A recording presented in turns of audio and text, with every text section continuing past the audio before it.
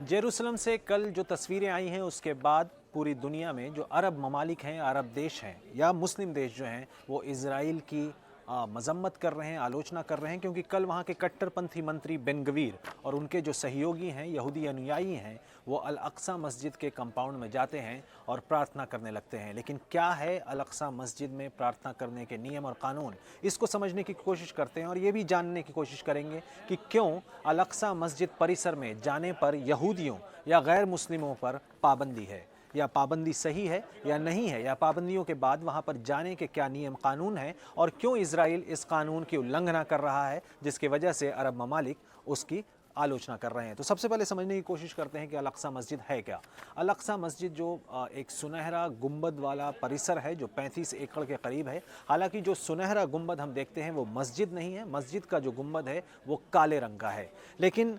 ये तीनों ही Abrahamic faith यानी क्या, जो अब्राहमिक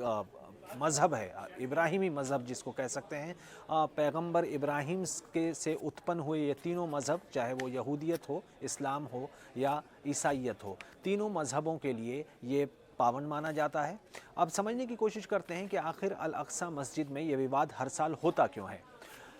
बात करते हैं 1948 की, जब इज़राइल को यूनाइटेड नेशन यानी संयुक्त राष्ट्र ने फ़िलिस्तीन के इलाके में डिवीज़न करके यानी विभाजन करके इज़राइल को एक राष्ट्र के तौर पर स्थापित किया था। लेकिन जैसे ही यूनाइटेड नेशन या संयुक्त राष्ट्र ने यह घोषणा की, उसके बाद से इज़राइल और बाकी अरब देशों के बीच जो है वो जंग शुरू हो गई और इस जंग में फ़िलिस्तीन के कई इलाकों पर इज़राइली सरकार या कह सकते हैं कि इज़राइली सैनिकों ने कब्जा कर लिया। लेकिन इस सब के बीच जब लड़ाई थमी और संयुक्त राष्ट्र के इंटरवेंशन के बाद 1948 में ही ये माना गया कि जेरूसलम नेशनली मॉनिटर्ड या यूएन मॉनिटर्ड सिटी रहेगी या संयुक्त राष्ट्र के देखरेख में उसका नियंत्रण होगा और बाकी इलाके जो है या तो जॉर्डन इजिप्ट के पास चले गए या फिर इजराइल के पास आ गए।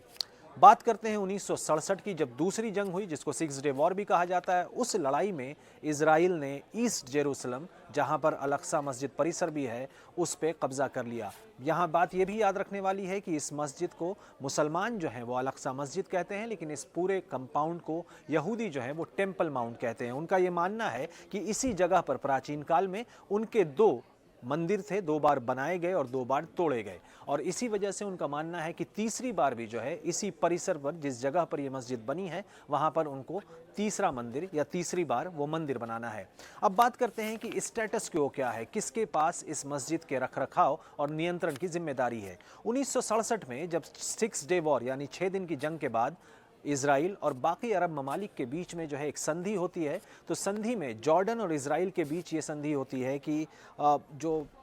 टेम्पल माउंट या अल अक्सा कंपाउंड है उसकी जिम्मेदारी एक वक्फ बोर्ड को दी जाएगी और वो वक्फ जो है वो अंदरूनी यानी परिसर के अंदर की सारी जिम्मेदारी जो है उस वक्फ के पास रहेगी, और वक्फ बोर्ड जो है वो जॉर्डन के हाशिमाइट किंगडम या हाशिम किंगडम हम कह सकते हैं, जो उस वक्त के वहाँ के राजा थे, जिनकी लीनिएज आज भी वहाँ पर राज कर रही है। तो जॉर्डन के जो राजपाट या कह सकते हैं कि जॉर्डन की जो रॉयल फैमिली थी, उनके कब्जे में उनके मॉनिटर्ड जो वक्फ बोर्ड है वो उसके अंदरूनी परिसर के अंदरूनी मामलात को देखेगी, और बाहर की सिक्योरिटी जो है वो इजराइल के सिक्योरिटी फोर्सेस के पास है। स्टेटस क्वो में दूसरी बात ये रखी गई थी कि जो गैर मुस्लिम हैं वो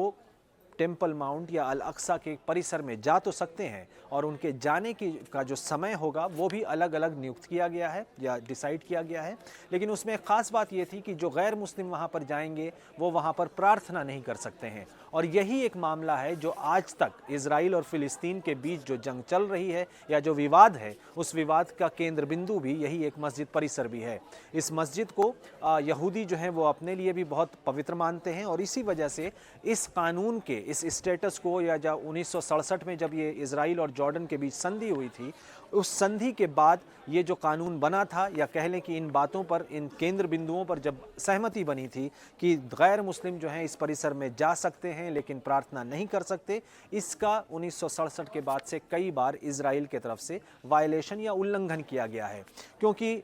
हम जैसा बता चुके हैं कि ये परिसर जो है यहूदियों के लिए भी उतना ही पवित्र और मुकद्दस है। इस वजह से यहूदी, खास करके कट्टरपंथी जमात के जो लोग हैं, वो अक्सर ऐसी कोशिश करते हैं कि वो अल अक्सा के कंपाउंड में जाएं, जिसको वो टेम्पल माउंट कहते हैं, और वहाँ पर प्रार्थना कर सकें। साल 2000 में जब एरियल शरोन वहाँ के प्रधानमंत्री थे तो वो अपने कुछ समर्थकों के साथ अल-अक़सा मस्जिद में चले गए थे और वहाँ पर उनके समर्थकों ने प्रार्थना की कोशिश की थी, जिसके बाद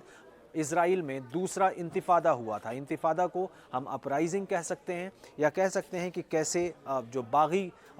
जमात है वहाँ पर या बागी लोग हैं फ़िलिस्तीन के लोगों ने किस तरह से रिवोल्ट किया, किस तरह से वहाँ पर संघर्ष किया